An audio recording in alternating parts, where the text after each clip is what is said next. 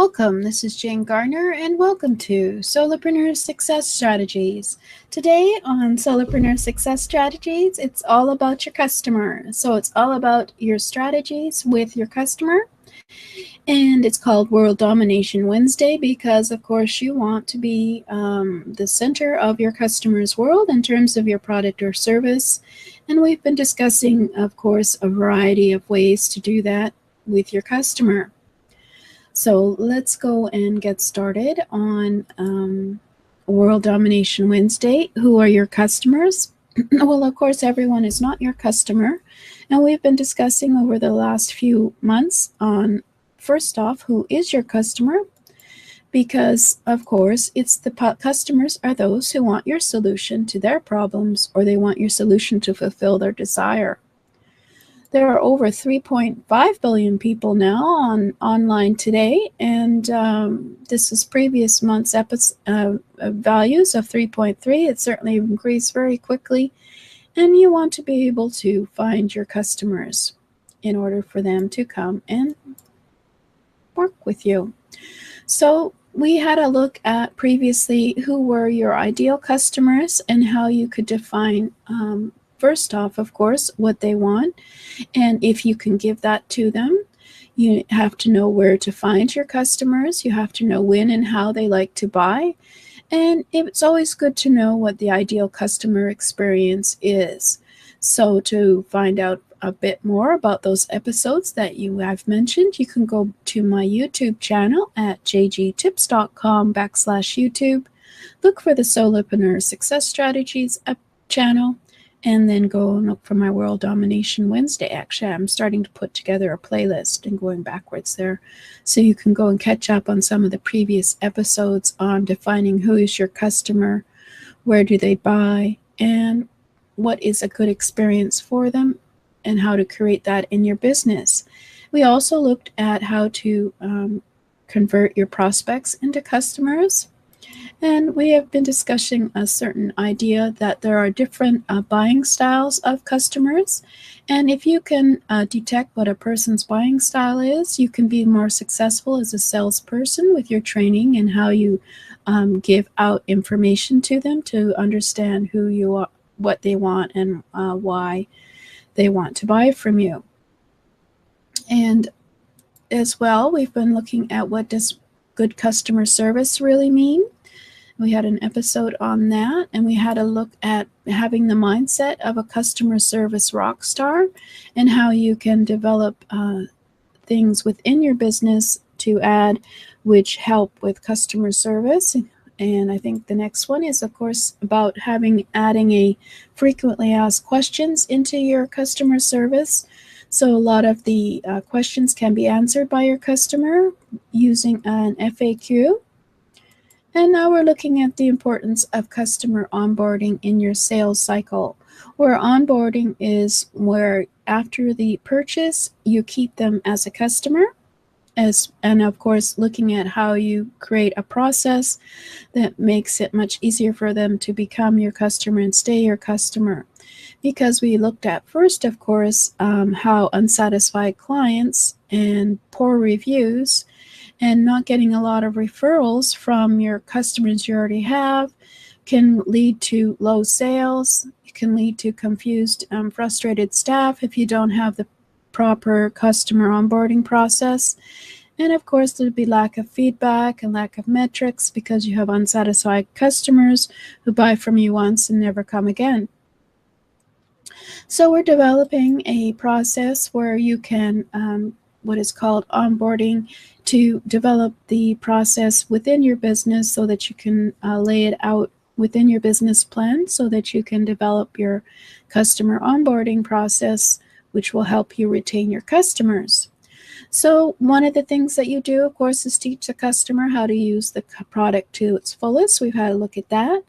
You build a strong relationship with your customer. You gather information about your customer with surveys and email subscriptions, etc., feedback, and drive home the value of the product or service. Also helps to retain your customer and set clear expectations as to what your product or service is and how they will get success from it.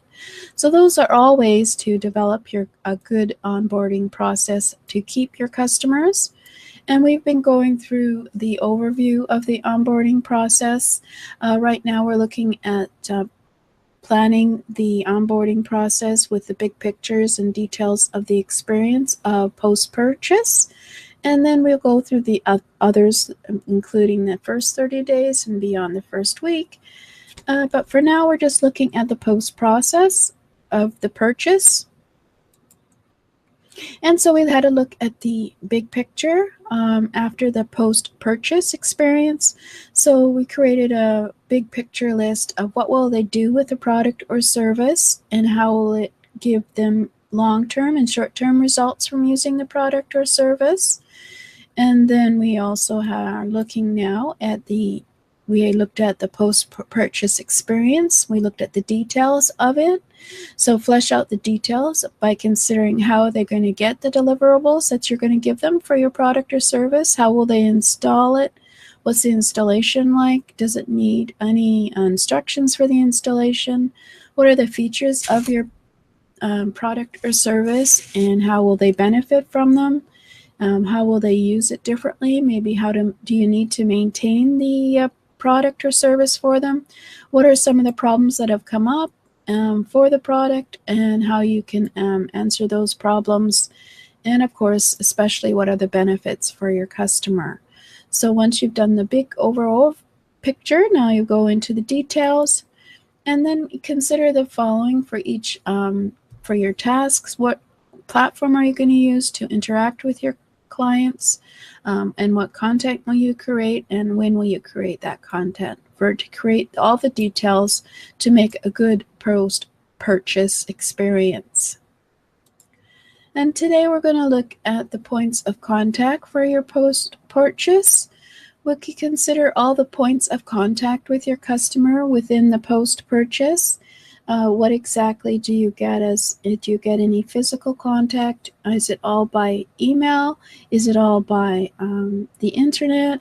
Is it all on a webinar? Is it all through your customer service desk after the post-purchase? Do you have any personal contact at all with your customers, and how are they going to actually become raving fans if you don't have any contact with them?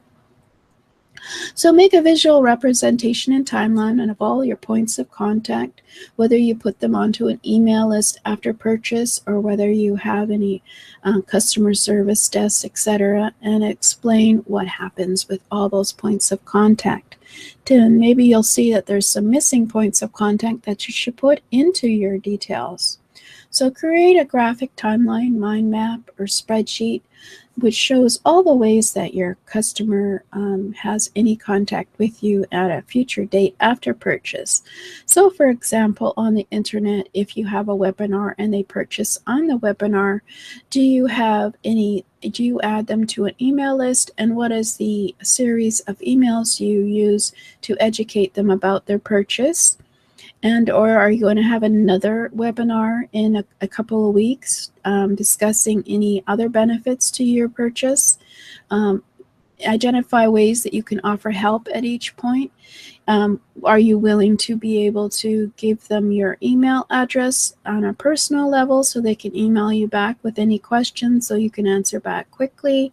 Are you going to send them any videos about tutorials about what they can do with their purchase once you figure out maybe some new ways to use it?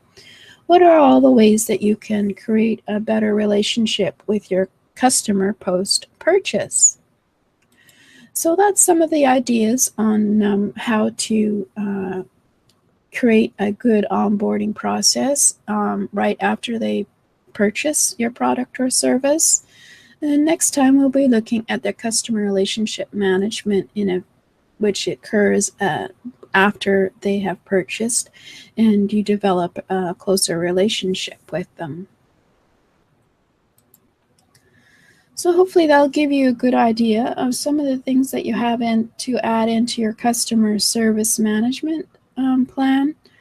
for your business. Now, maybe there's some things that you didn't think about at the time, including having maybe a newsletter that's once a month to keep in touch with your customers.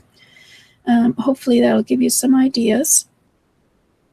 And you, of course, can go back to my YouTube channel at jgtips.com/YouTube and subscribe there if you want to receive a notification on the future videos on customer relationships. And of course, you can look at the previous videos there for free. Thank you for listening. This is Jane Gardner, and we'll talk to you next time.